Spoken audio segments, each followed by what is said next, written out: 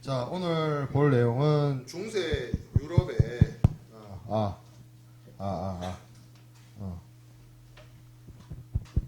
여기가 내 귀가 그런 건지 모르겠는데 여기 강의실이 좀 앰프가 작은 것 같은데 혹시 그 강의 영상 보는 사람들 여기 강의실 녹음된 거 소리 괜찮아요? 사이즈 적당해? 괜찮아? 그러면 여기 지금 울리는 것만 좀 적게 들리는 건가? 일단 뭐 녹음이 되는 것 같으니까 보도록 하겠습니다. 자, 오늘 볼 내용은 이제 중세와 관련된 혹시 모르니까 요것도 켜놔야 되겠다. 중세와 관련된 내용들을 볼 텐데 뭐 여러분들 뭐 영화나 드라마나 이런 데서 뭐 넷플릭스나 뭐 OTT 다양한 OTT에서 중세 배경의 그런 내용들이 많이 나오는데 되게 낭만과 뭔가 뭐가 있을 것 같지만 정말 뭣도 없는 시대였어요. 이때는 경제력도 그렇고 뭐 별로 인간이 인간답게 살던 시대이 아니었기 때문에 중세의 형성에 대해서 우리가 지난 시간에 어떻게 그리스 로마 시대에 지나서 로마 제국의 멸망과 함께 생겨났다는 것들을 좀 주로 이야기를 했었는데 요 시대 때 경제의 대부분은 농업이었어요. 농업이 되다 보니까 그 농업을 생산하는 이 기본 단위인 장원을 중심으로 발달을 해 왔는데 일종의 제가 그 기사도와 봉건제의 형성에 대해서 사전 제적 강의에서 설명을 했던 것처럼 그 자그마한 지역에 다스리는 영주들, 기사들에 의해서 이루어진 아주 좁은 뭐라고 해야 될까? 공동체, 커뮤니티 그런 것들을 바탕으로 경제 체계가 구성이 되었고 그 역사와 전통이 아직도 유럽에 남아 있죠. 한국은 사실 뭐 지역 기반이라고 할 때 여러분들 좀 보면 물론 여러분들 고향 얘기할 때 여기 뭐 부산 사람도 있고 부산 아닌 사람도 있겠지만 대체적으로 뭐 그냥 같은 경남이면 같이 경남이라고 보고 같이 부산이면 같이 부산이라고 보고 뭐 아니면 큰 틀에서 봤을 때 지방과 서울로 나누기도 하고 뭐 대구나 부산이나 뭐 같이 경상도로 묶기도 하고 약간 그런 경향이 없지 않아 있는데 유럽 사람들 특히 그런 게 어디서 가장 많이 표출되냐면 축구할 때 보면 왜 그런 이야기 들어보면 왜 이런 거 있잖아. 한국 사람들은 그래도 그 국가대표팀에 대한 로열티가 되게 높은데 오늘 하나? 내일 하나? 태국? 몰라요? 아니 국가대표팀 왜 관심 없어? 이강인 때문에? 왜 그래?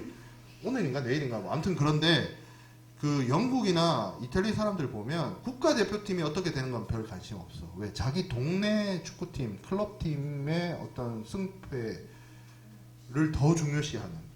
그게 왜 그러냐면 그리고 예를 들어서 영국은 좀 덜한 것 같은데 이태리 보면 이태리 축구팀들 그 로고가 보면 다 그 지역 뭐 토스카나니 뭐 밀라노니 보면은 그 옛날 뭐 몇백 년 전부터 그 지역을 다스리던 가문 하우스에 뭐 문장을 쓴다든지 팀 로고로 그런 역사와 전통이 아직도 남아 있거든요. 그런 그 어떤 배경 하에서 이 중세가 지속이 됐습니다.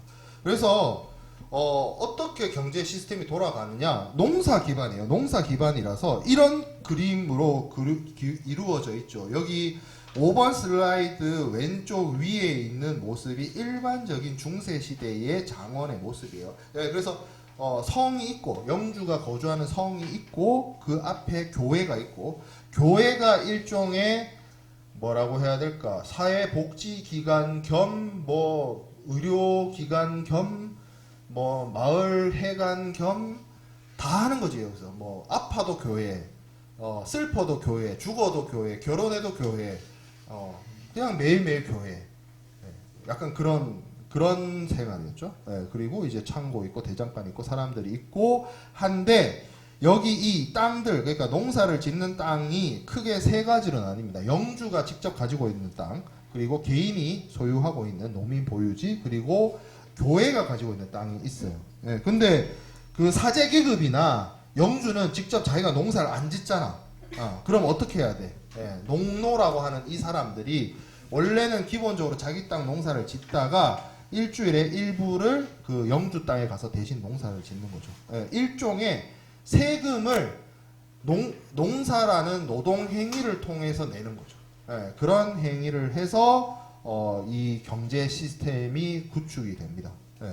그래서 어떻게 보면 노동직약적인 시대였기 때문에 그래서 이 농노들의 삶이 좀 뭐 어떻게 보면 땅에 기속된다고 하는 표현을 쓰죠. 땅에 기속이 되어서 좀 그 제한이 되는 그런 방식으로 이루어졌습니다.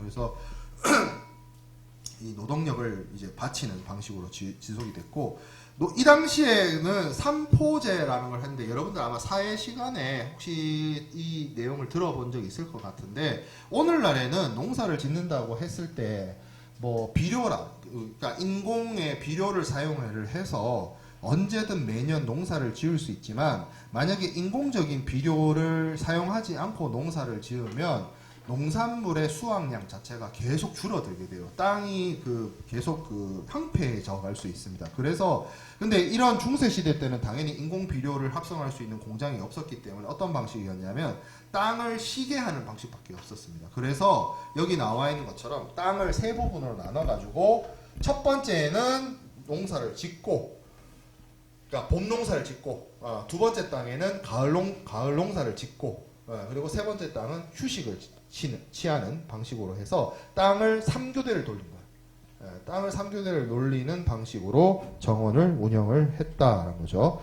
자, 그렇게 해서 유럽이 지속이 되는데, 문제는 뭐냐면 인구가 증가를 해요.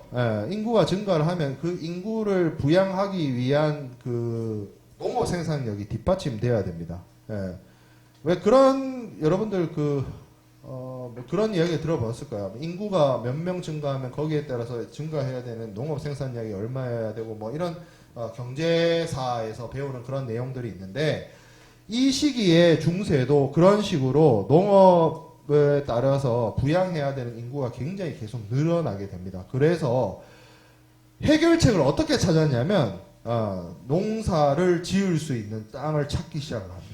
그래서 농사를 지을 수 있는 땅을 찾기 위한 방법이 뭐 여러 가지가 있을 수 있지만, 첫 번째, 농사 안 짓는 땅에다 농사 짓기 시작하는 거죠. 그러면 어떻게 해야 되느냐? 숲을 베죠. 나무를 베요. 그래서 개간을 합니다. 그게 가장 일반적인 방법이죠. 아니야, 그거보다 더 원초적인 방법이 있어. 뭐 어떤 방법이 있냐? 남의 땅을 빼앗으면 됩니다. 칼 들고 가서 그 사람 죽이고, 그러면 입도 하나 줄잖아. 그리고 그 사람 그 땅을 내 땅 하면 돼. 그 방식이 있을 것이고, 그리고 마지막으로 여기 이 풍차가 나오는데, 아이고 바로 지나갔네. 여기 5번 슬라이드 왼쪽 아래, 이거 이제 풍차 이퀄 네덜란드고, 네덜란드의 상징이 풍차죠. 근데 여러분들 생각은 해봤을 거예요. 네덜란드란 나라라는 거는 뭐 축구 때문에도 알고, 뭐 유럽의 관문, 뭐 로텔담함이나 암스테르담함이 있다는 걸 알겠는데, 얘네들은 왜 풍차를 만들었냐라고 하면, 이 풍차가 있는 이유가 물을 퍼내기 위함이에요. 이 시대에는 전기가 없기 때문에 펌프를 이용해서 물을 못 퍼내잖아요. 그러니까 바람의 힘을 이용해서 풍차를 돌려서, 그러면 이 운동 에너지가 생겨나잖아. 이 바람의 힘을 이용해서. 그럼 그걸 통해서 뭘 하려고 했냐면 물을 퍼내려고 했어요. 왜 물을 퍼내려고 했냐면, 5번 슬라이드에 그 오른쪽 위에 있는 지도 있죠. 이게 초창기 네덜란드가 네덜란드라는 나라가 아니라 그냥 저지대라고 불리던 시절. 그래서 소위 말해서 프랑크 왕국의 일부 지역이던 시절의 모습이에요. 그거하고 비교해 봤을 때 오른쪽 아래쪽 보면 여기 적혀 있는 것처럼 그 네덜란드 공화국이라고 만들어진 1815년과 1830년대 지도거든요. 그냥 대충 봐도 그 바다를 상징하는 파란색이 많이 삭제되고 육지로 많이 변해 있는 모습을 볼 수가 있습니다. 이게 뭔 얘기냐면, 이 네덜란드 땅을 우리가 유럽 사람들은 저지대라고 합니다. 그 말 그대로 땅이 낮다는 뜻이에요. 해발 고도보다 밑에 있다는 거예요. 예, 바다 수면 밑에 잠기는 땅이라는 겁니다. 그래서 뚝을 만들고 계관을 통해서 물을 퍼낸 거죠. 예. 이거를 몇백 년 동안 한 거예요, 이 사람들. 이 사람들 몇백 년 동안 물 퍼내고 해가지고 오늘날의 네덜란드가 형성이 된 겁니다. 예, 그런 식으로 농사를 지을 수 있는 땅을 넓히기 위한 노력을 기울였다는 거죠. 그리고 제가 앞서서 가장 원초적인 방법이라고 할 수 있는 부분이 남의 땅 뺏는 거라고 했는데, 이 시기에 뭐가 이루어지냐면 우리가 사전제자 강의 말 밑에 이슬람 문화권의 학대라고 해가지고 이베리아 반도 지역, 오늘날의 스페인, 포르투갈 지역의 이슬람인들이 북아프리카 지역에서 건너와서 자기들의 왕조를 세웠다는 얘기를 했습니다. 그 지역을 이제 코르도바 지역이라고 하는데, 그래서 여러분들 뭐 스페인에 배낭여행 같은 거 가본 사람들은 알겠지만 오늘날의 도시 그 코르도바 지역에 가면 이슬람 양식의 궁전이나 이런 모습들이 많이 남아있는 게 이 시기가 다 이슬람 지배를 받았던 지역인데, 레콘키스타라고 하는 건 뭐냐면 이쪽 지역에 살고 있던 기독교인들이 이슬람교를 쫓아내고 자신들의 기독교 왕국을 재건하겠다라는 운동 자체가 레콘키스타입니다. 그래서 중세 유럽은 장원제를 바탕으로 해서 농업을 주로 산업으로 했고, 이 인구 증가에 따라서 농업 생산량 증대의 필요성이 있어서 개간을 하거나 저지대를 메꾸거나 아니면 정복 전쟁을 통해서 자신들의 경제적 영토를 넓혀 나갔다는 걸 볼 수가 있습니다. 그리고 이 중세 유럽을 관통하는 가장 중요한 사건이 십자군이에요. 십자군에 대해서는 뭐 여러분들이 여러 가지 다양한 문화나 콘텐츠나 드라마나 영화를 통해서 알고 있기 때문에 뭐 할 수가 있는데, 제가 수업 시간에 얘기를 해 보고자 하는 거는 이게 경제적 이유가 저는 가장 크다라고 봐요. 명목상으로는 예루살렘을 뺏어가지고 이교도로, 그러니까 기독교인 입장에서 이슬람 교도가 점령하고 있는 예루살렘이 성지 회복을 할 필요가 있는 곳이죠. 네, 그래서 사실 그 예루살렘이 오늘날에도 여기 지금 이게 지금 몇천 년째야? 지금 2000년째야? 여기 예루살렘 때문에 수많은 사람들이 죽고 죽이고 지금 오늘날에도 죽잖아. 네. 네. 뭐 사실 이쪽 종교에 대해서 별 관심이 없거나 뭐 이쪽에서 태어나지 않은 사람들한테는 정말 뭐 관심 밖에 일 수는 있는데, 이 예루살렘이란 도시가 3대 종교의 성지거든. 그 기독교의 성지이기도 하고 유대교의 성지이기도 하고 이슬람교의 성지이기도 한 곳이라서 여기를 차지하겠다라고 하는 것 자체가 뭐 종교의 가르침에 따른 것인지는 모르겠지만 죽고 죽이고 차지하고 뺏고 그런 전쟁이 수천 년째 지금 이루어지고 있습니다. 그래서 이 시기 때 성지 회복 운동이 발생을 했죠. 성지 운동을 하기 위해서 여러 가지 뭐 여러 차례, 한 번이 아니고 여러 차례 8번인가 8번인가 여기는 총 7번인데 그 영해가 있어요. 영해 원정이 있어. 뭐 그거까지 포함을 하면 총 8번이고 실질적인 군사적 행동은 7번이라고 볼 수 있는데, 여기서 주요한 거는 첫 번째밖에 성공한 적 없어요. 여러 번 보냈는데 실제 성공은 딱 한 번 했어. 딱 한 번. 제1회. 그것도 그 잘해서 성공했다기보다는 그냥 그 소 뒷걸음치다가 뭐 잡은 격으로 승리를 했었는데, 어쨌든 여러 차례 십자군 원정을 가서 이 지역에 어떤 그 이슬람 세력을 몰아내고 성지를 회복을 하고 뭐 기독교 왕국을 건설하고자 하는 노력들을 하게 됩니다. 근데 저는 그 생각을 해요. 이게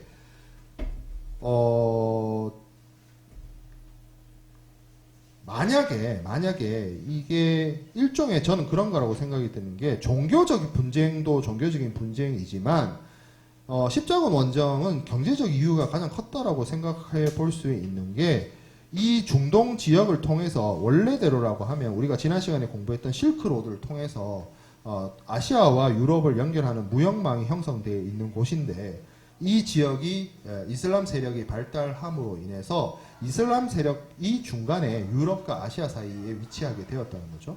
그래서 유럽 사람들 입장에서는 아시아에서 오는 진귀한 물건들을 구매하기 위해서는 반드시 이슬람이 다스리고 있는 중동 지역을 지나와야 되는 상황이 되었기 때문에 그런 어떤 경제적 이유가 십자군 원정을 진행을 하게 되는 원인 중에 하나라고 볼 수가 있고, 실질적으로 그래서 이 십자군 원정을 진행하는 데 있어서 가장 큰 경제적 배경이 되고 경제적 후원이 됐던 사람들이 다 이탈리아의 상업 도시들입니다. 왜냐하면 이탈리아의 상업 도시들이 베네치아나 제노바나 이런 도시들이 사실 이 아시아의 지역에서 오는 비단이나 여러 가지 물품들을 중동 지역을 통해서 지중해로 가져오고 지중해 지역에 유통시키는 데 있어서 가장 중요한 역할을 했었기 때문에 십자군 전쟁이라는 것은 종교적 전쟁이라고도 볼 수 있지만 경제적 이유에 따른 원정이라는 것도 여러분들이 좀 볼 수가 있을 것 같아요. 자, 그리고 중세 도시, 뭐 중세를 나타내는 것 중에 여러 가지 것들이 있지만 중세 도시를 또 빠놓고 얘기할 수는 없습니다. 중세 도시는 여러 상공업자들이 있습니다. 그러니까 중세 지역에서 여러분들 농업을 하는 곳은 일반적인 장원이 있는 일반적인 지역이라고 생각할 수 있고, 사람이 많이 모여 있는 도시는 아무래도 장원이 아니라 상공업을 중심으로 돌아갈 수밖에 없는데, 상공업은 이 시기에 어떤 걸 중심으로 돌아갔냐라고 하면 봉건제가 아니라, 일반적인 봉건제가 아니라 길드라고 하는 동업조합을 통해서 움직일 수 있었습니다. 그래서 같은 모자 만드는 사람, 같은 신발 만드는 사람, 여러분들 당연히 11번 슬라이드 왼쪽 위에 있는 이게 오늘날에도 남겨져 있는 성곽의 모습인데, 이렇게 생겨먹은 성에서 사람들이 모여 살면서 주로 여기는 농업을 많이 짓는 곳이 아니에요. 그래서 상업과 공업이 발달할 수밖에 없는데, 왼쪽 아래 보면 뭐 조그맣게 그 방패 모양이 있고 그 방패 안에 여러 가지 그림들이 그려져 있잖아요. 이 그림들이 그 해당되는 수공업을 하는 사람들의 모임의 성격을 나타낸다고 볼 수가 있어요.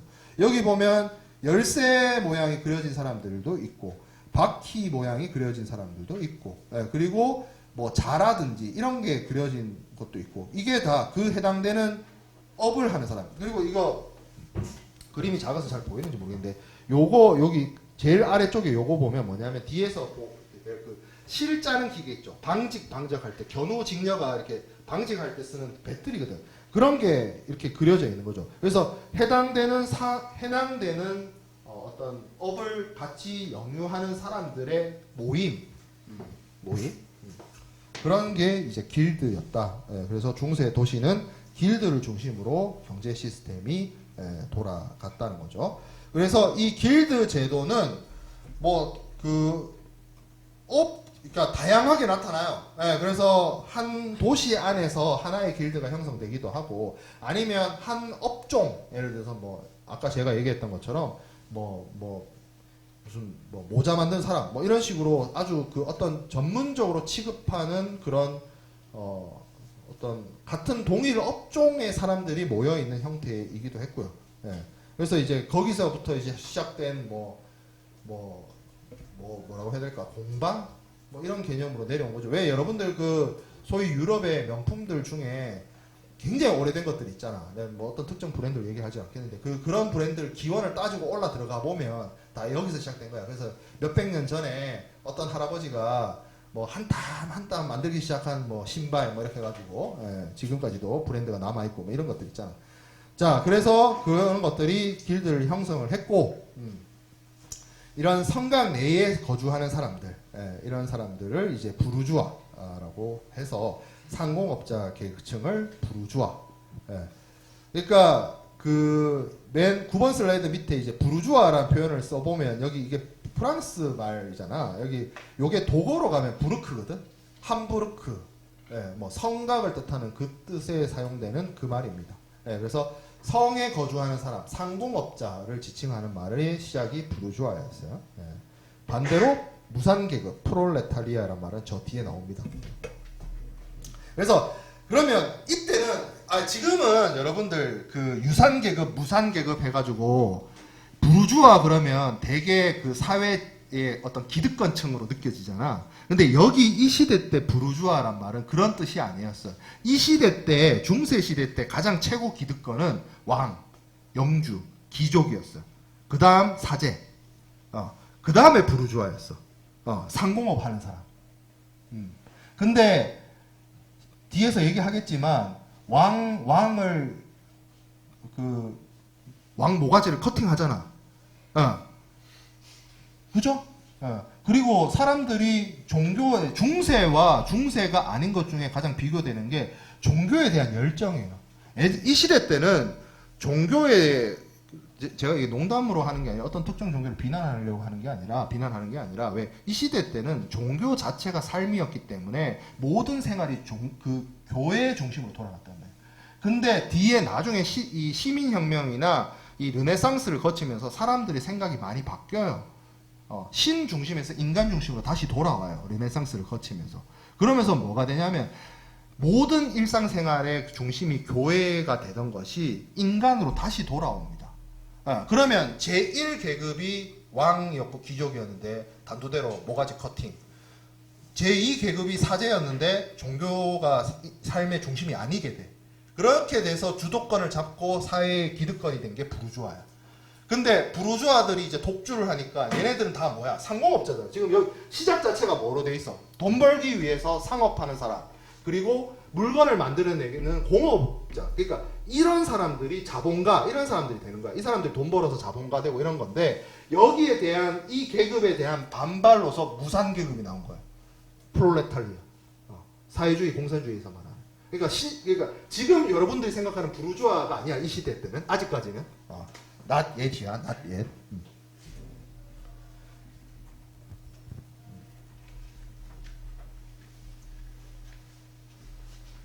자, 그래서 이 중세에는 이 길드를 중심으로 돌아가는데 여러 가지 그 중세 길드의 뭐 메커니즘이 있습니다. 뭐 자기들 요 앞에 있었나? 요 강의 자료 앞에 있었나? 얘네들끼리 이제 아무래도 길드를 운영을 한다라고 치면 제일 좋은 게 간섭받지 않고 자기들끼리 해먹고 자기들끼리 알아서 운영하고 하는 게 최고 베스트니까 길드를 운영을 하면서 아무래도 그 견제를 받을 수 있는 게 제가 얘기했던 것처럼 왕하고 귀족, 영주들 그리고 사제 계급일 거예요. 근데 뭐 사제 계급이야 그렇다 치더라도 왕하고 영주는 군사력이 있고 행정력이 있고 공권력이 있으니까 이런 길드들하고 가장 부딪히기가 좋습니다. 그래서 처음에는 갈등 관계에 있다가 이 사람들이 뭘 하냐면 자치권을 얻어내요. 그 자치권의 대가는 아무래도 돈이었겠죠. 돈으로 자치권을 사게 되고 그래서 영주한테 세금을 바치거나 자치권을 획득을 하게 되면 도시들이 이런 성들이 자기들 스스로가 자치적 단위로서 형성이 되어서 국가 권력으로부터 조금 독립적으로 운영되는 경우가 있습니다. 그래서 유럽에 있는 많은 도시들 중에 보면 오늘날에도 도시의 어떤 색깔이라든지 색채가 굉장히 뚜렷하고 개성이 강한 도시들이 많은 게 이런 길드들이 중심이 돼서 도시들이 그 전체 그러니까 프랑스 땅에 있지만 프랑스 왕으로부터 간섭을 받기 싫으면 길드가 돈 내고 자치권을 행사하고 자치권을 얻어내는 방식으로 갔던 거예요. 예, 그리고 그런 과정 속에서 발달했던 것들이 재판이나 이런 것들도 자체적으로 하는 게 제일 좋죠. 예, 그래서 여러분들 여기 이 수업 듣는 친구들 중에서 상사중재 수업 듣는 사람들이 있는 것처럼 길드 스스로가 스스로 분쟁 해결을 하고 왜냐하면 국가가 운영하는 재판소로 가게 되면 국가 왕이나 귀족이나 영주의 권한과 권위로부터 뭔가를 받아야 되는데 이런 어떤 사법적인 독립성도 유지하기 위해서는 스스로의 분쟁 해결도 스스로 하는 상사중재 제도가 발달을 하거나 하는 방식으로 가게 되었어요. 자, 그리고 이런 어떤 중세 상공업자 길드들은 어떤 방식으로 자기인들을 키워냈느냐. 이때 등장한 게 도제 방식이에요. 도제 방식. 그래서 여기 보면 세 번째 동그라미에 나와 있는 것처럼 장인, 직인, 도제 이런 방식이에요. 요 방식대로 그대로 가져와서 여러분들 그 영화 좋아하는 사람 있는지 모르겠는데 스타워즈라는 영화 있어요. 스타워즈에 제다이 기사단이 등장합니다. 제다이 기사는 특징이 뭐냐면 마스터하고 파다완이 꼭 같이 다녀요. 마스터가 스승이고 파다완이 제자인데 스승과 제자가 같이 다녀. 그래서 스승이 제자를 키워서 이 제자가 제다이 기사가 되면 독립을 시켜줘. 그리고 그 독립된 제다이 기사는 또 자신의 제자를 맞이해서 데리고 다녀. 뭐 그런 스토리야. 근데 딱 그 스토리가 어디서 시작됐냐면 이거야 이거. 장인이 있고 마스터가 있잖아. 내가 예를 들어서 신발 제일 잘 만드는 사람이야. 그럼 신발 잘 만드는 이 기술을 전수를 해줘야 되잖아. 제자를 키워. 제자를 키웁니다. 그게 도제예요. 그래서 내가 이제 가르쳐주고 10대 초반에 자녀를 한테 와가지고 장인과 도제 계약을 맺고 일정 기간 동안 기술 숙련을 시키는 거야. 그래서 이제 독립을 하죠. 독립을 하면 아까 제다의 기사 같은 경우에는 자기가 독립을 해가지고 자기 제자를 받아서 이렇게 분가를 하는데 처음에 마스터보다는 새로 키워낸 신입 기사가 약할 거 아니야. 그래서 교육이 끝난 도제는 자기 공방을 차리고 쉽게 말하면 공방이 있어야 제자를 키울 텐데 공방이 없는 거잖아. 그러니까 돌아다닙니다. 돌아다니면서 이렇게 뭐라고 해야 돼요? 쉽게 말하면 오늘날로 치면 파트타임을 뛰어. 그 파트타임을 뛰는 게 여기 나오는 저니맨이에요. 직인. 왜 저니맨이 됐어요? 저니맨이라는 표현을 프로야구에서 많이 써요. 어떨 때 쓰냐면 여러 팀을 돌아다니는 사람을 저니맨. 전이라는 것 자체가 여정이라는 뜻이잖아. 그래서 내가 어느 한 공방에 소속돼서 마스터 밑에서 배웠어. 신발을 만드는 걸 7년간 배웠어. 신발 잘 만들어. 근데 내가 아직 공방을 차릴 실력이나 돈은 없어. 그럼 이제 돌아다니면서 파트타임 해주는 거야. 누구 신발 좀 고쳐주고 누구 공방에 파트타임으로 일을 하다가 돈 벌어서 내가 내 공방을 차리면 내가 마스터가 되는 거야. 그런 시스템. 그게 도제 시스템이에요. 그런 방식으로 상공업자들을 교육을 시켰습니다. 그랬죠? 그래서 상공업이 발달을 했다. 자, 그러면 이 시기에 무역은 어떻게 했느냐라는 거 보죠. 이 중세 유럽에 있어서 무역망을 논할 때 가장 큰 루트, 중세 유럽에서의 가장 큰 루트는 지중해예요. 지중해. 지중해하고 그러면 지중해를 이용해서 어디와 어디가 무역이 되냐면 오늘날의 중동 지역. 여기 보면 13번 슬라이드에 이탈리아와 레반트 지역을 연결한다라고 하는데 이탈리아는 여러분들이 당연히 알 것이고 레반트 지역이 어디냐면 오늘날의 레바논, 시리아, 이스라엘이 있는 그 중동 지역을 뜻합니다. 왜 거기와 이탈리아가 연결이 되느냐? 아까 제가 십자군 전쟁 때 잠깐 얘기했던 것처럼 아시아에서 오는 우리가 앞선 시간들에서 계속 배웠던 실크로드를 통해서 아시아에 있는 비단이라든지 뭐 아니면 도자기라든지 여러 가지 향료라든지 아니면 향신료, 후추 이런 것들이 다 어디로 온다는 거야? 중동 쪽으로 온다는 거야. 그러면 거기서 레반트 지역에서 유럽 각국으로 가려면 운송 루트는 뭐밖에 없어? 지중해밖에 없고 그 레반트 지역에서 지중해를 통해서 유럽 각 곳으로 가는 딱 그 길목에 어디가 있어? 이태리아가 있는 거죠. 이탈리아가. 그리고 그 이탈리아에서 가장 상업이 발달한 도시 어디? 베네치아와 제노바죠. 베네치아와 제노바가 여기 보면 여기 있는데 여기 베네치아가 여러분들 어디 있는지는 알죠? 이쪽에 있죠. 이탈리아 반도 오른쪽에 있습니다. 제노바는 이쪽에 있죠. 여기 지금 도시 이름이 안 적혀 있는데 여기 마르세유 되어 있는 요 글자 여기 끝에 여기 제가 지금 커서 가리키는 여기가 제노바거든. 그럼 딱 뭐예요? 이탈리아 반도를 사람이라고 치면 오른쪽 어깨에 제노바가 있고 왼쪽 어깨에 베네치아가 있는 거야. 딱 그 길목이죠. 그래서 베네치아와 제노바로 딱 들어가면 바로 어디예요? 이탈리아 북부죠. 이탈리아 북부에서 뭐만 넘으면 돼? 알프스 산맥만 넘으면 바로 중부 유럽입니다. 그러니까 이 무역망이란 게 지금 14번 슬라이드에 있는 것처럼 여기 중동 지역에서 유럽으로 들어가도 되는데 육로로 가려고 여기를 만약에 예를 들어서 레반트 지역에 어떤 물건이 왔다고 칩시다. 비단도 왔고 향신료도 왔고 후추로도 왔는데 이거를 육상교역으로 해서 육로로 옮긴다라고 하면 정말 까마득해요. 어디로 가야 되냐면 터키, 지금 티르키예를 지나서 지금 여기 아제르바이잔 뭐 이런 지역을 지나서 오늘날의 우크라이나를 지나서 동유럽을 지나서 이렇게 가야 된단 말이에요. 이거는 루트가 말이 안 돼. 이렇게는 못 가. 제가 그냥 이렇게 지나서라고 했는데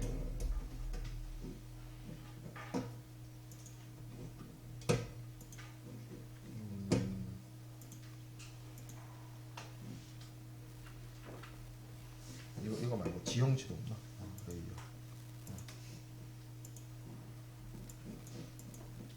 자, 생각해봐요. 여기서 프랑스 파리로 물품을 보내기 위해서 육상 이동을 한다. 여기 지금 티르키의 색깔이 다르죠? 왜 색깔이 달라? 예, 고지대라는 거죠. 고지대. 여기 가다가 죽어. 예. 너무 먼 길이라. 근데 바다로 이동을 한다라고 치면 바로 이 지역에서 지중해로 바다로 나아가서 뭐만 가면 돼? 딱 요만큼만 가면 되잖아. 여기서 레바논에서 여기 베네치아까지 100길만 딱 이용하면 바로 중부 유럽으로 물품을 이동을 시킬 수가 있죠. 그러니까 그러면 뭐야 여기 이 베네치아에서 뭐 하면 돼? 상업하면 되는 거죠. 중개무역하면 되는 거죠. 왜 그런 소설들이 베네치아의 상인 뭐 이런 소설들 나오잖아. 그게 그럴 수밖에 없어. 너무 위치가 좋아. 베네치아나 제노바.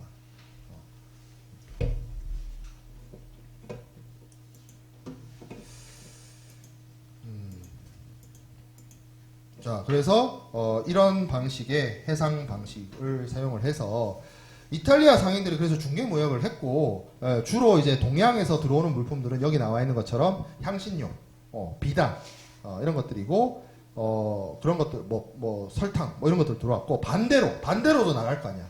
주로 나가는 게 플랑드르 지역에서 생산된 모직물, 북유럽에서 생산된 모피, 금속 제품, 유리 제품 이런 것들을 도입을 했다라는 거죠. 그리고 초창기 형태의 뭐 유한회사, 무역회사 형태, 이 유한회사, 무역회사에 대한 모습은 다음 주나 다다음 주 정도에 다시 배울 거니까 그때 가서 얘기를 할 거고, 어쨌든 그런 방식으로 중세 유럽의 무역이 이루어졌다는 거죠. 자, 그리고 이렇게 상업이 발달을 하게 되면 자연스럽게 금융업이 발달할 수밖에 없습니다. 그리고 그 금융업의 시작은 제가 앞서 얘기했던 길드들이 확장이 되면서 금융업의 시작이 이루어지게 돼요. 그리고 또 볼 게 전기시 봅시다. 전기시. 이 유럽 지역에서의 그 어떤 상업이나 이런 게 발달을 하면서 상권과 상권이 연결이 되는데 주요한 상권이 여기 지금 북유럽에 있는 한자 동맹에 대한 부분들을 여러 좀 살펴보면 되고, 북유럽의 상권은 한자 동맹, 이거는 여러분들 사회 시간에 다 아마 들어봤을 거예요. 그래서 한자 동맹이 북유럽 지역에서 가장 큰 상업망을 형성을 했는데, 이 사람들은 주로 뭐 플랑드르 모직물, 플랑드르가 오늘날의 벨기에 지역 말합니다.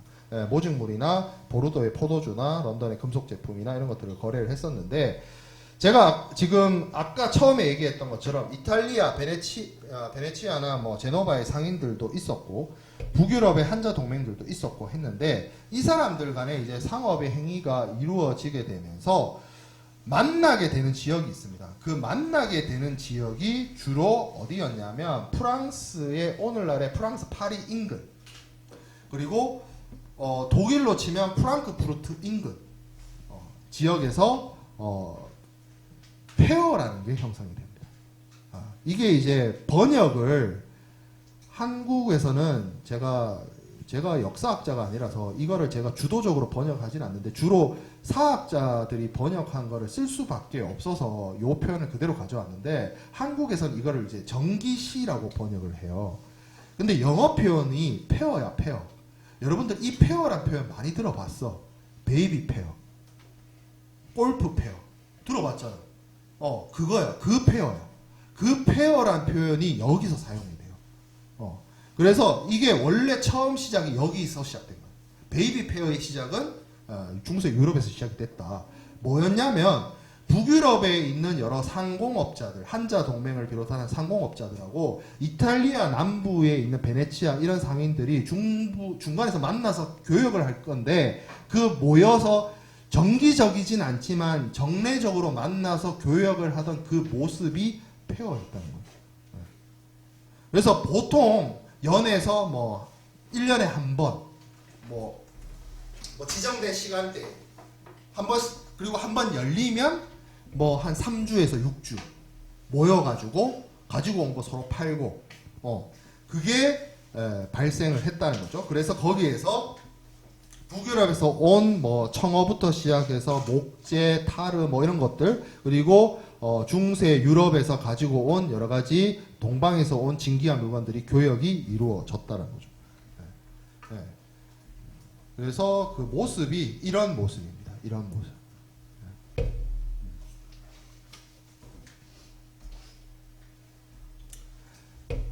왼쪽 위에는 뭔가 기록화 같아서 뭔가 좀 느낌이 안 오는데, 왼쪽 아래에 있는 그림을 좀 보면 약간 이 모습이 뒤에 있는 건물들도 그렇고 왠지 오늘날의 유럽에 배낭여행 같은 거 가서 약간 오래된 도시에 약간 야시장 같은 데 방문하면 느껴지는 그런 느낌 아니에요? 네, 네. 그게 왜 그러냐면 이때 이렇게 그 여러 유럽의 상인들이 모여서 페어를 하고 거기서 교역을 하던 그 도시들이 오늘날의 유럽의 주요 도시가 됐기 때문에 그렇겠죠. 그래서 주로 많이 이루어졌던 것이 그 프랑스의 뭐 상파뇨 지역이라든지 아니면 독일의 라이프치히나 프랑크푸르트 지역에서 많이 이루어졌습니다. 그래서 그리고 여기서 이렇게 전기시가 열리면 이제 상업이 발달을 할 수밖에 없는데, 그 상업의 발달과 함께 뭐도 이루어지냐면 금융업도 이루어져요. 대출, 대부, 그리고 신용거래. 신용거래하고, 신용거래를 하기 위해서 뭐가 사용된다? 신용장이 쓰인다. 무역에서 쓰이는 신용장하고 좀 달랐어요. 이때는 뭐 일종의 약속어음 내지는 한어음 형식으로 신용장이 사용이 되었죠. 왜냐하면 이 당시에도 당연히 고액의 화폐나 다량의 금화나 이런 것들을 가지고 다닐 수가 없었기 때문에 일종의 신용화폐로서, 내가 지금 당장 현찰은 없지만 이 종이증 들고 가면 어디 가서 네가 얼마의 뭐 금액으로 바꿀 수 있을 것이야, 뭐 이런 것들을 약속하는 약속어음 내지 하나의 뭐 어떤 개런티를 하는 서류로서 사용이 되기도 했죠. 그리고 제가 상사중재 얘기를 했는데, 이 전기시 안에서도 뭐 거래하다 보면 네가 많니 내가 많니, 네가 더 줘야 되니 내가 적게 줬니 뭐 이러면서 싸울 거 아니에요. 그런 것들을 해결하기 위한 상업재판서들도 발생을 했을 것이고, 그리고 뭐 그 사람들이 먼 곳에서 오잖아. 먼 곳에서 오기 때문에 이 사람들이 오랜 기간 뭐 3주에서 6주간 머물 수 있는 어떤 여러 가지 뭐 접객일을 하기 위한 시설들, 이런 것들도 필요했겠죠. 그래서 여러 가지 것들이 발전을 했다.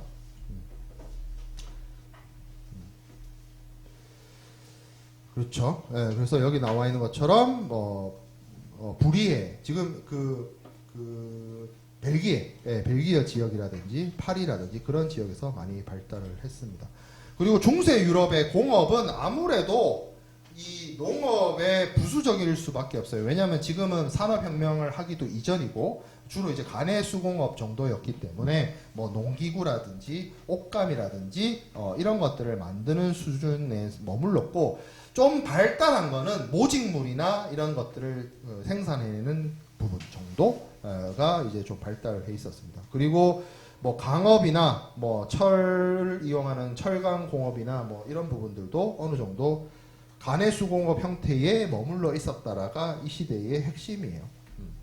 그래서 전기시에 대해서 살펴봤고, 이슬람 경제의 발달, 이슬람 경제에 대한 부분은 우리가 사전 제작 강의에서 이어서 하도록 하겠습니다. 그래서 그 베이비 페어 같은 페어의 어원이 이 시기에 전기시에서 번역이 시작이 됐다라고 하고, 사실 나는 이거를 전기시 말고 뭔가 좀 다른 번역을 써서 표현을 하고 싶은데 모르겠어요. 이게 우리 역사학계는 이걸 이렇게 번역을 하더라고요. 아무튼 그렇다. 그러니까 뭔가 전기시 하면은, 그러니까 여기서 말하는 전기시란 게 1년에 한 번 3주에서 6주 모여서 여러 지역에서 온 사람 상인들이 모여서 시장을 형성했다라는 의미로서 전기시인데, 이 전기시란 표현이 이 원래 그 컨텐츠를 나타내주지 못한다는 거야. 내가 말하고자 하는 뜻을 알겠죠, 여러분? 그래서 그 페어라는 게 이 시기에 이렇게 해서 이루어졌다 정도로 정리하도록 하겠습니다. 네, 마칠게요. 네.